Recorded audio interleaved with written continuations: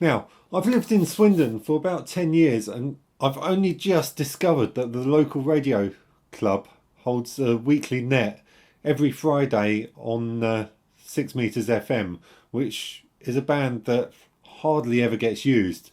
Now, I've got literally about 2 hours to figure something out until the net starts. So I thought, I'm up for the challenge. I thought it would be a bit of a laugh to put something together and see if I can get on 6 Meters FM in a hurry. So I haven't got time to go clambering up the side of the house. So I think anything I set up is going to have to go in the loft or attic, as my American counterparts would say. So what I've got here is just an old scrap piece of coax. This was cut off of a old mag mount I had laying around. This is electrical connector block with screw terminals and 2 bits of wire. Now 6 meters, half wave, so it's about 3 meters, about 1.5 meters each length of wire.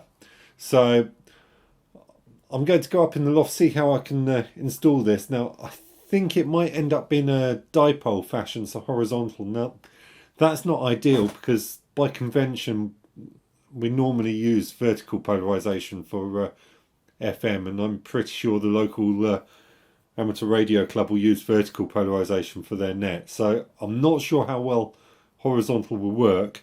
The other idea I had was run one bit flat across the floor and other bit up into the air and strap it up to the ceiling, tie it up on the roof line. Effectively, I guess that'll give me a quarter wave vertical, which might work, but I don't know how much space.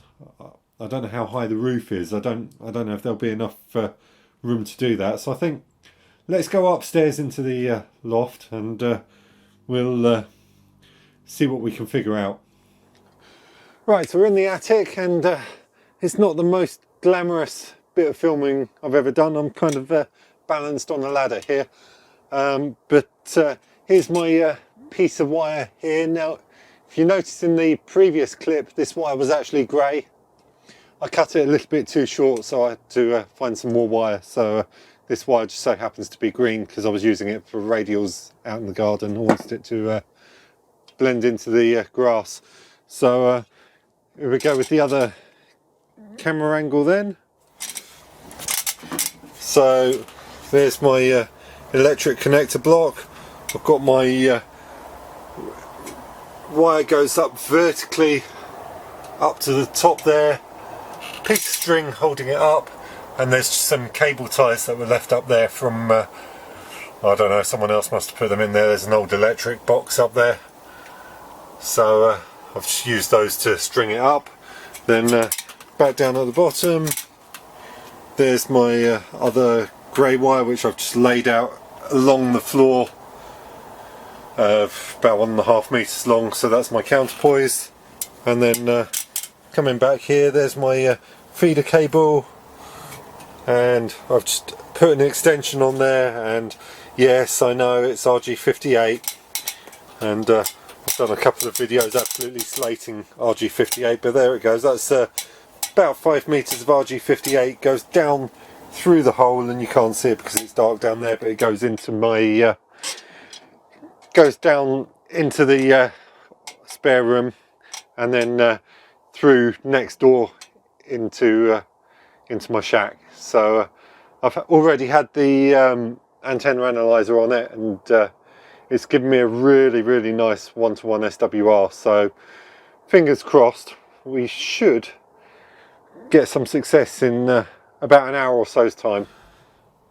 Just to show you an up close of the antenna analyzer then. So the net takes place on 51.5, so 51.5. So you see we're on about 50.5 at the moment. We got 1.2, and that dips, so it's actually resonant slightly below it, pretty much bang on 51. We get a 1-to-1 SWR, and then as I go up, starting to rise, and even at 51.5 we're around about 1.1, 1.2 to 1. So that's a perfectly good SWR, and even all the way up to, well, how high can we go? There you go, 52, we're up to 1.4. And how far down can I go through the band, just out of curiosity?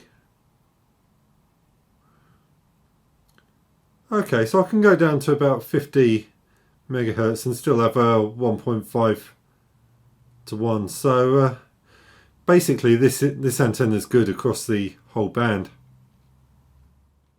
I might have just found a problem which could put the stoppers on this little experiment. Let me show you on the radio. See, 51.5, and if I turn the volume up, you notice we've got an S5 with noise, so any station less than S5 I'm not going to be able to hear. It's the bane of every radio amateur's life. Hang on a sec. Let's turn that off. Let's try a different antenna. I wonder if I can transmit on that antenna upstairs and receive on a different antenna. So hold on, let's just move the camera onto the other radio. So this is my FT857, so 51.5. Yeah, that's absolutely silent. So whatever's going on is something to do with the position of the antenna, probably on that icon. Hang on a sec, I've just had an idea.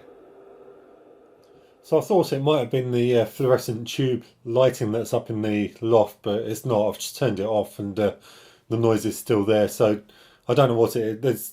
There's something in that attic which that antenna's picking up. I don't know what it is. So I think what I'm going to end up doing is transmitting on the ICOM and receiving on the Yaesu using the quarter wave vertical for 40 outside. So I'm going to have to be a little bit careful with my transmit power here, because I don't want to blow up the receiver or the front end on the Yaesu. So I'm going to have to keep it down sort of 5, maybe 10 watts, and just be a little bit careful. So I think that's the way I'm going to do it. Transmit on the ICOM and receive on the Yaesu.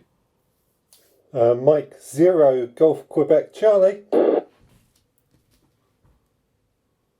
Mike 0 Golf Quebec Charlie. Yep, thank you for calling in.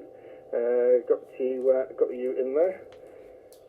From M0 GQC. Well, evening gents. I'll be honest, I didn't actually know about this net until earlier this evening. I was clicking around on the internet and came across it. So I've hastily thrown something together for tonight, which basically constitutes 2 bits of wire in the loft and a bit of RG58 running through the hatch and into the shacks. So hopefully it's getting out okay. Talking a little bit with James, can hear he's definitely there in a few words, but not quite enough to follow the conversation, unfortunately. Yeah, Telemast, Dom, they're good. I had one years and years ago at a house in Blunton I did the same thing. I put it up with nothing on it.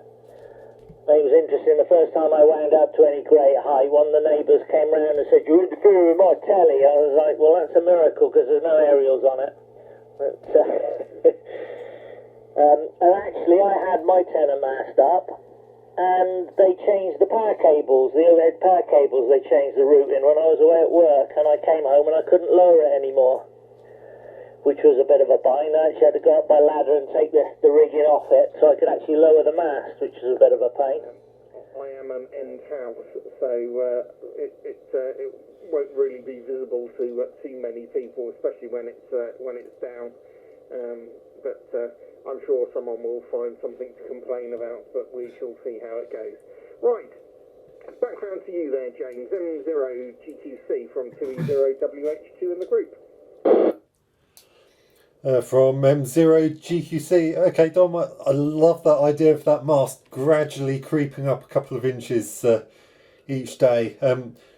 When I put my mast up, I went down the planning permission route, and it was a bit of a nightmare, to be honest, but I was surprised only one person well, I say one person objected. They didn't actually object. They actually said they were happy for it to go up as long as I didn't microwave their kids, was the actual words they put in their letter to the council. So when the council came around, I very politely pointed out that actually we require a license to transmit, and it's that enforcing that falls under the remit of Ofcom, not the council. And she very quickly said, "Yep, okay, fair comment." Well, I think we can hail that as success, can't we? I mean, I managed to throw something together out of a couple of bits of old wire, basically, and get on the local club net in about an hour. It took me to throw that together and tune it all up. So there you go. We tend to focus very much on getting the latest, most expensive rigs and big aerials, and you know what? Just use what you've got. If you know, you can get on air very easily, and it doesn't have to cost a lot. In my case, I had an old piece of coax which I was on the verge of throwing out anyway, or cutting up to make patch leads. So a bit of old coax and some old wire I had laying around. We've all got wire laying around, even if you use mains wire you get from the DIY store. So there you go, nice easy setup, and it works.